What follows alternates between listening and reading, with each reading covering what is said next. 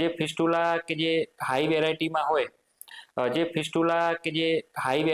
હોય, તો થોડું મોટું કહેવાતું હોય છે કે જેની અંદર જે મળમાર્ગનું જે રિંગ્સ કહીએ કે જેને સ્પિન્ક્ટર મસલ કહેવામાં આવે છે, કે જે મળમાર્ગનો કંટ્રોલ છે કે જે આપણે રોકવું હોય, એ મળમાર્ગનો કંટ્રોલ એ રિંગ પર રહેલો હોય છે. એ રિંગને પણ ક્રોસ કરીને અંદર આવેલું હતું ભગંદર, એટલે ડીપ ભગંદર, જે હાઈ વેરાયટીનું ભગંદર કહેવાય, એ હાઈ વેરાયટીનું ભગંદર હતું એમને.